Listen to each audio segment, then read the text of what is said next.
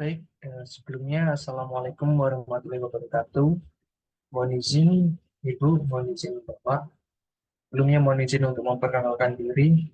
Nama saya Munir Yusuf Arifin dari instansi Balai Teknik Perkeretaapian kelas 1 Jakarta. Di sini saya akan menjelaskan dan mempresentasikan tugas agenda 3, yaitu terkait dengan identifikasi isu atau masalah di unit kerja sesuai dengan tupoksi masing-masing. Yang mana saya berada di instansi Balai Teknik Perkeretaapian kelas 1 Jakarta. Mohon izin untuk mempresentasikan hasil dari tugas agenda 3 saya.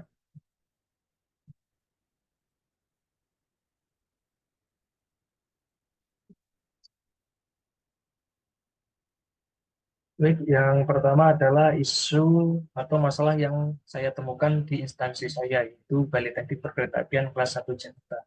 Sebelumnya, mohon izin untuk menjelaskan, isu sendiri adalah merupakan fenomena atau kejadian yang bila tidak segera ditangani atau dilaksanakan penanganan dapat berubah menjadi suatu masalah. Nah, isu sendiri yang saya temukan di instansi saya, yaitu Balai Teknik Perkeretaapian kelas 1 Jakarta adalah yang pertama adalah belum adanya tracking digital terkait untuk peminjaman alat kerja di seksi saya, yaitu lalu lintas dan angkutan kereta api. Kemudian yang kedua adalah terkait dengan pelaporan posko yang masih menggunakan WA Group, sehingga membingungkan dalam pembuatan laporan. Kemudian yang ketiga sendiri adalah pelaporan temuan standar pelayanan minimum yang masih secara manual. Jadi berkaitan dengan belum adanya tracking digital untuk peminjaman alat kerja di seksi lalu lintas sendiri, jadi untuk peminjaman alat di seksi lalu lintas dan angkutan kereta api belum ada tracking digital, sehingga semua karyawan dari seksi lain itu bebas untuk meminjam alat di seksi saya, yaitu seksi lalu lintas dan angkutan kereta api, yang mana hal tersebut menyebabkan terkadang banyak alat yang hilang karena tidak diketahui siapa yang meminjam dan lupa untuk mengembalikannya, sehingga perlu dibuatlah suatu tracking digital untuk mengetahui siapa orang terakhir yang meminjam alat tersebut dan siapa yang bertanggung jawab atas alat tersebut, sehingga kita di seksi lalu lintas dan angkutan kereta api dapat mengetahui alat tersebut dipinjam oleh si dia misalnya. Jadi kita tidak perlu bingung atau kita tidak perlu mencari alat yang hilang karena sudah ada tracking digital dan kita bisa mengetahui siapa orang terakhir yang meminjam alat tersebut. Kemudian yang kedua itu terkait dengan pelaporan posko yang masih menggunakan WA Group sehingga membingungkan dalam pembuatan laporan. Jadi terkait dengan posko sendiri, posko merupakan kegiatan rutin yang dilakukan di seksi saya, itu seksi lalu lintas dan angkutan kereta api. Jadi posko sendiri adalah bertujuan untuk memonitoring dan mengevaluasi jalannya angkutan di masa Lebaran maupun Natal dan Tahun Baru. Jadi untuk terkait pelaporan posko sendiri, di sekarang di Balai Teknik Perkeretaapian kelas 1 Jakarta, pelaporan posko masih menggunakan WA Group, di mana setiap petugas posko melaporkan hasil dokumentasi, hasil jumlah penumpang, dan hasil temuan-temuan mereka di lapangan terkait posko itu dalam satu WA Group, sehingga terjadi penumpukan isi WA yang membuat terkadang informasi-informasi penting yang ada di lapangan itu tidak terbaca karena chat yang banyak, laporan yang banyak dari seluruh anggota posko itu, sehingga membuat admin dari posko ini kadang menjadi kebingungan dan kadang salah dalam menginput data terkait dengan laporan posko tersebut. Kemudian yang ketiga adalah pelaporan temuan standar pelayanan minimum yang masih manual juga. Jadi standar pelayanan minimum ini di seksi kami, yaitu lalu lintas dan angkutan kereta api, itu selalu dilakukan monitoring dan evaluasi setiap akan melaksanakan masa angkutan Lebaran dan masa angkutan Natal dan Tahun Baru. Jadi standar pelayanan minimum ini dimonitoring dan dievaluasi di kedua waktu tersebut. Nah, untuk pelaporan standar pelayanan minimum sendiri di seksi saya, yaitu seksi lalu lintas dan angkutan kereta api, itu masih manual. melalui WA Group juga. Jadi terkait dengan temuan-temuan yang ada di lapangan, terkait dengan standar pelayanan minimum yang belum sesuai dengan PM 63 tahun 2019 terkait dengan standar pelayanan minimum, itu dilaporkan, didokumentasikan lewat HP dan dikirim ke WA Group juga. Sehingga terkadang menyulitkan admin untuk menginput atau meresum hasil temuan dari standar pelayanan minimum tersebut karena banyaknya dokumentasi, banyaknya laporan-laporan yang dijadikan satu di dalam WA Group dan belum terkondisi atau belum direkap. Jadi admin terkadang kesulitan dalam merekap data tersebut sehingga diperlukan suatu uh, online form untuk menyelesaikan masalah tersebut. Untuk yang pertama adalah terkait dengan belum adanya tracking digital. Belum adanya tracking digital untuk peminjaman alat kerja ini berdampak pada seksi saya, yaitu lalu lintas dan angkutan kereta api. Yang pertama itu adalah dampak yang sudah terjadi sendiri, yang pertama adalah perlengkapan dan alat kerja seringkali hilang karena dipinjam oleh orang yang tidak bertanggung jawab dari luar seksi dan belum adanya pencatatan secara digital, jadi kita tidak dapat mengetahui siapa yang meminjam alat tersebut dan siapa yang bertanggung jawab terakhir kali dalam meminjam alat tersebut. Kemudian kadang juga kebingungan mencari perlengkapan atau alat kerja yang hilang saat akan melakukan kegiatan monitoring dan evaluasi. Jadi saat kita akan melakukan kegiatan monitoring dan evaluasi di lapangan tersebut, terkadang kita kebingungan di mana alatnya, siapa yang bawa, kita kebingungan karena kita tidak tahu siapa orang terakhir yang meminjam alat tersebut dan tidak dikembalikan lagi secara tidak bertanggung jawab. Kemudian hal apa sih atau dampak apa yang belum terjadi? Jadi kalau kondisi ini dibiarkan saja secara terus-menerus, maka akan berdampak pada perlengkapan atau alat kerja yang rusak dan tidak maksimal dalam penggunaannya. Jadi yang orang yang tidak bertanggung jawab, yang meminjam alat dan belum mengembalikannya, kemungkinan akan menyebabkan alat kerja yang rusak atau tidak maksimal saat dikembalikan atau saat kita membutuhkan nanti, dan akan berdampak pada hasil monitoring dan evaluasi yang kurang maksimal juga. Kemudian adalah pelaporan posko yang masih menggunakan WA Group yang membingungkan dalam pembuatan laporannya. Jadi dampak yang sudah terjadi dari kondisi tersebut adalah kurang efisiennya waktu dalam penginputan laporan. Jadi semisal laporan harus diinput hari itu juga, terkadang admin dari perekap laporan ini kewalahan atau kurang efisien waktu karena seluruh laporan dari lapangan itu dimasukkan ke dalam WA Group yang kadang WA Group itu sangat banyak orang yang melapor ke dalam WA Group tersebut dan membingungkan si admin dalam mencatat atau membuat laporan kegiatan posko Lebaran, Natal, dan Tahun Baru. Kemudian yang kedua ada salah dalam penginputan data juga. Terkadang juga admin dari seksi lalu lintas dan angkutan kereta api juga salah dalam penginputan data karena chat yang begitu banyak, chat yang menumpuk, chat yang tertimbun, dan kadang ada informasi penting yang tidak terbaca juga sehingga menyulitkan admin dan kadang salah dalam penginputan data. Kemudian dampak apa sih yang belum terjadi dari kondisi tersebut?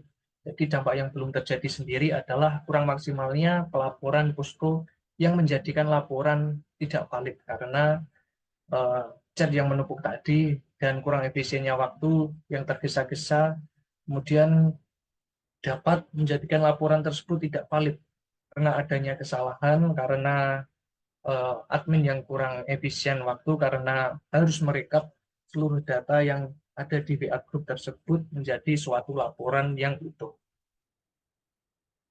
Setelah itu adalah pelaporan temuan standar pelayanan minimum yang masih manual juga.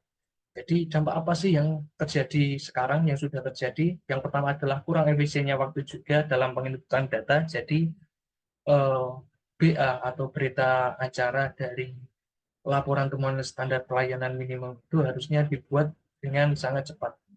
Jadi sehari harus sudah selesai dalam penginputan data terkait dengan temuan standar pelayanan minimum. Tapi terkadang karena admin harus menginput banyak temuan di dalam suatu webhook dan harus mencocokkannya juga dengan standar pelayanan minimum yang ada di peraturan yaitu PM 63 tahun 2019, itu terkadang membutuhkan waktu agak lama karena harus merekap seluruh isi dari WA group tersebut ke dalam suatu laporan yang utuh juga.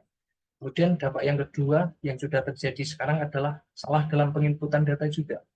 Jadi kesalahan dalam penginputan data tersebut juga diakibatkan karena harus merekap seluruh data yang ada di WA Group menjadi suatu laporan yang utuh, harus merekap seluruh dokumentasi, terus mencocokkan dengan standar yang sudah ada, yaitu PM 63 tahun 2019, dimasukkan ke dalam suatu laporan yang utuh.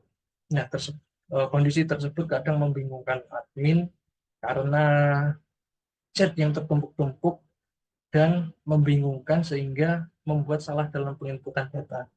Nah, dampak apa sih yang belum terjadi dan akan terjadi jika kondisi ini dibiarkan? Nah, dampaknya adalah kesalahan dalam membuat berita acara dari standar pelayanan minimum tersebut yang menyebabkan berita acara tersebut tidak valid. Kemudian adalah dari masalah atau isu yang saya temukan tadi, yaitu 3 masalah tadi, saya membuat lapisan isu. Jadi lapisan isu sendiri itu adalah berdasar pada isu aktual. Isu aktual sendiri selanjutnya akan dilakukan pemilihan isu paling prioritas menggunakan salah satu teknik, yaitu saya memilih satu teknik yaitu USG atau urgency, seriousness, dan growth. Urgency sendiri adalah dilihat dari seberapa urgent sih, seberapa penting sih masalah tersebut harus ditangani. Kemudian ada seriousness, yaitu seberapa serius sih masalah tersebut harus ditangani, apakah tidak serius, apa sangat serius. Kemudian ada growth atau pertumbuhan. Jadi seberapa sih pertumbuhan masalah tersebut apabila tidak ditangani, apakah akan menyebabkan masalah yang lain apabila masalah tersebut tidak segera ditangani.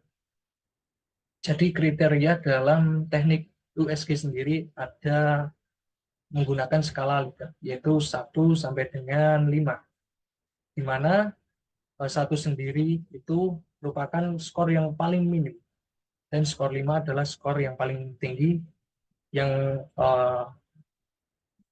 menunjukkan adalah sangat urgent, sangat serius, dan sangat harus cepat untuk ditangani.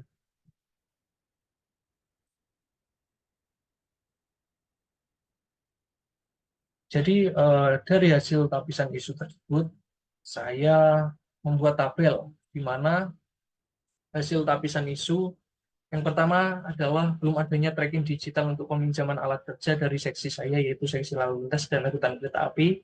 Itu poin urgentnya adalah 2, kemudian poin seriusnya adalah 3, dan poin growth-nya adalah 3, di mana jumlah skor total adalah 8. Kemudian terkait dengan poin pelaporan posko yang masih menggunakan WA Group sehingga membingungkan dalam pembuatan laporannya, itu poin urgentnya adalah 5. Poin seriusnya juga 5, dan poin growth-nya adalah 5, karena memang pelaporan posko sendiri itu merupakan hal yang sangat penting dilakukan dan harus cepat untuk membuat suatu laporan posko tersebut di hari itu juga. Jadi total poin dari kondisi tersebut adalah 15, yang menunjukkan di mana bahwa pelaporan posko tersebut memang sangat penting untuk segera ditangani agar tidak menimbulkan masalah lain dan tidak menjadikan tidak validnya suatu laporan tersebut. Setelah itu, yang ketiga adalah pelaporan temuan standar pelayanan minimum yang masih manual atau secara manual. Poin urgentnya adalah 4, poin seriusnya adalah 4, dan poin growth-nya adalah 3, di mana totalnya adalah 11. Nah, dari tabel tersebut dapat disimpulkan bahwa masalah atau isu yang paling penting atau harus segera ditangani adalah poin nomor 2, yaitu pelaporan posko yang masih menggunakan WA Group sehingga membingungkan dalam pembuatan laporan. Karena laporan posko tersebut harus dilakukan hari itu juga dan harus dengan cepat dilaporkan karena setiap pergantian hari posko itu dilakukan dengan cepat dan tanpa ada waktu untuk uh, membuat laporan, sehingga harus dilakukan pada hari itu juga. Jadi masalah dan isu yang penting, sangat penting untuk ditangani dari ketiga permasalahan tersebut adalah poin nomor 2.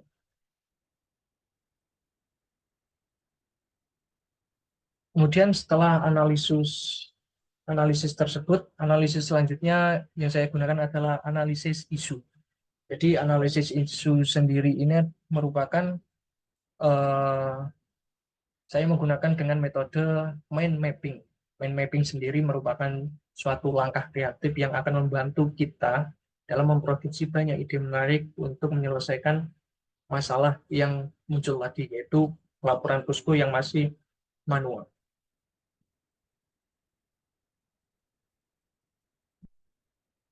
Kemudian berikut adalah hasil dari mind mapping yang saya buat, di mana paling atas sendiri merupakan suatu inti masalahnya, yaitu pelaporan posko yang masih menggunakan WA Group sehingga membingungkan dalam pembuatan laporannya. Jadi masalah tersebut, permasalahannya sendiri terletak pada kurangnya pemanfaatan IT. Jadi IT yang sudah berkembang sekarang kurang dimanfaatkan untuk melakukan hal tersebut, untuk melakukan pelaporan posko secara digital agar tidak membingungkan admin dan tidak menyusahkan juga bagi petugas posko. Setelah itu penyelesaiannya adalah dengan pembuatan online form untuk mempermudah dalam pelaporan posko. Online form akan mempermudah dalam pelaporan posko dan akan mempermudah admin dalam merekap data hasil posko. Yang dimana pembuatan online form ini mempunyai output 3. Yang pertama adalah online form ini dapat diakses oleh seluruh pegawai Balai Teknik Perkeretaapian kelas 1 Jakarta. Dan yang kedua, online form ini akan memuat data berupa data jumlah penumpang di stasiun yang dipantau. Kemudian yang kedua ada laporan kondisi existing pada stasiun di masa posko, di mana berupa dokumentasi. Dan yang ketiga adalah dokumentasi dari kondisi existing penumpang pada masa posko. Setelah itu, yang ketiga sendiri adalah online form ini dapat dipahami dengan mudah oleh seluruh petugas posko BTP kelas 1 Jakarta. Jadi output dari pembuatan online form nanti akan menghasilkan 3 output sebagai berikut. Setelah analisis mind mapping, kemudian adalah analisis gagasan kreatif. Jadi apa sih gagasan kreatif yang dapat kita lakukan untuk mengatasi masalah, yaitu pelaporan posko yang masih mengganggu, yang masih menggunakan WA Group sehingga membingungkan dalam pembuatan laporan itu. Nah, apa sih gagasan-gagasan kreatif yang kita munculkan untuk menyelesaikan masalah tersebut?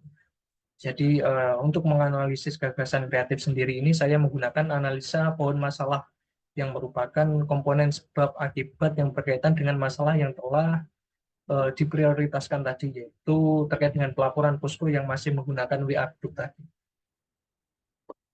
Untuk analisis gagasan kreatifnya dengan menggunakan pohon masalah adalah menghasilkan sebagai berikut. Jadi pelaporan posko yang masih menggunakan WA Group sehingga membingungkan dalam pembuatan laporan itu mempunyai 3 masalah. Yang pertama adalah data yang dikirimkan ke WA Group itu terlalu banyak dan seringkali informasi penting itu tertimbun dan tidak terbaca karena banyaknya laporan yang masuk hanya dalam satu WA Group saja.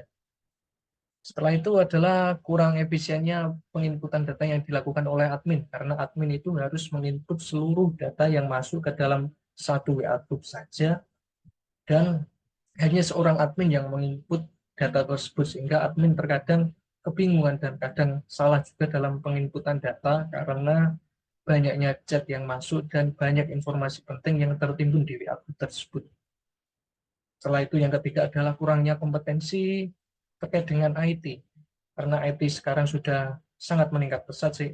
Jadi seharusnya kita sebagai ASN harus memanfaatkan perkembangan IT untuk mengatasi masalah tersebut supaya mudah, cepat, dan lancar dalam pelaporan posko Lebaran maupun Natal dan Tahun Baru. Kemudian dari dua masalah, yaitu data yang dikirimkan di grup itu terlalu banyak dan kurang efisiennya penginputan yang dilakukan oleh admin, itu dapat ditangani dengan pembuatan online form laporan posko dengan menggunakan Google Form yang akan saya gunakan. Kemudian untuk terkait dengan kurangnya kompetensi terkait IT, itu dapat ditingkatkan dengan cara melakukan atau melaksanakan BIMTEK dan juga dengan melaksanakan diklat untuk peningkatan skill di bidang IT. Nah, karena ada dua penyelesaian, yaitu pembuatan online form dan juga melaksanakan BIMTEK, oleh karena itu saya akan memilih satu alternatif penyelesaian, yaitu dengan menggunakan salah satu metode lagi, yaitu pemilihan gagasan kreatif. Jadi untuk pemilihan masalah gagasan kreatif ini saya menggunakan teknik lapisan McNamara. Jadi untuk McNamara sendiri merupakan menggunakan tiga kriteria dalam menentukan tingkat prioritas alternatif penyelesaian gagasan berdasarkan tingkat efektivitasnya, efisiensinya, dan kemudahan pelaksanaannya, di mana kriteria dalam teknik McNamara ini juga menggunakan skala Likert dari skala 1 sampai dengan 5, di mana skala 1 tersebut adalah skala yang paling rendah, dan skala 5 adalah skala yang paling tinggi atau paling sangat efektif, sangat efisien, dan sangat mudah untuk dilakukan dalam penyelesaian masalahnya. Jadi berdasarkan teknik ini, lapisan McNamara, saya mendapatkan hasil sebagai berikut. Hasil pemilihan gagasan kreatif dari dua alternatif penyelesaian tadi. Yang pertama adalah pembuatan online form, laporan posko dan menggunakan Google Form. Dan yang kedua ada BIMTEK atau diklat terkait dengan peningkatan skill IT.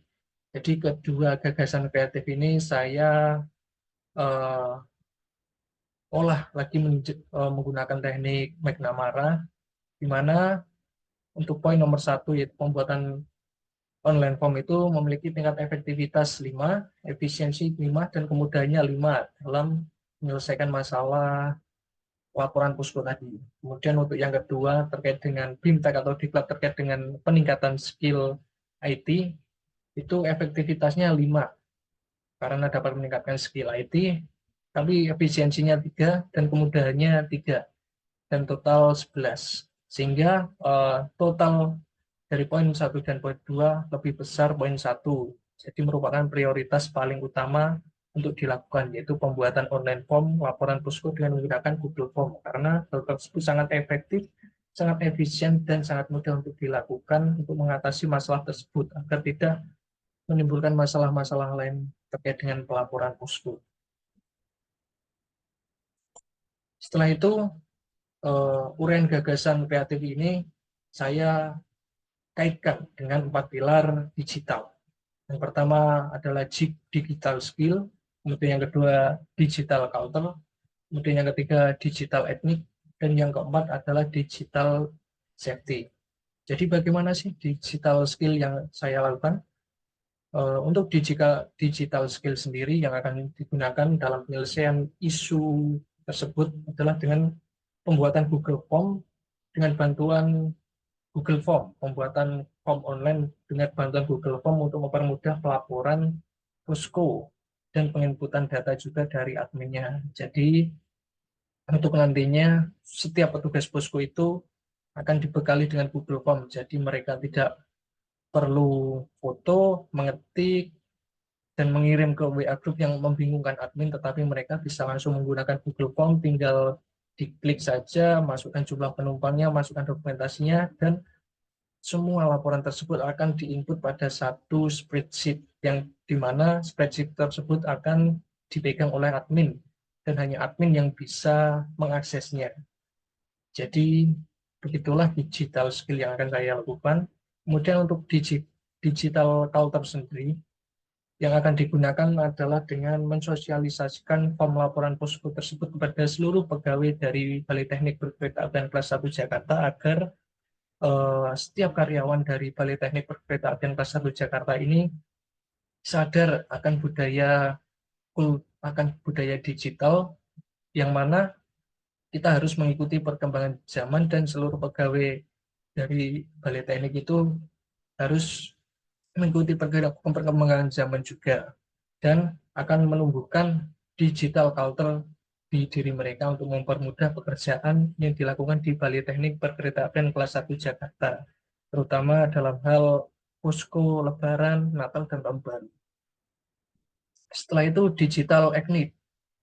Untuk digital etnik sendiri yang akan digunakan dalam form laporan posko ini adalah dengan memberikan kata-kata pembuka sebelum masuk ke dalam pertanyaan di dalam Google Form dan membuat keterangan-keterangan pertanyaannya.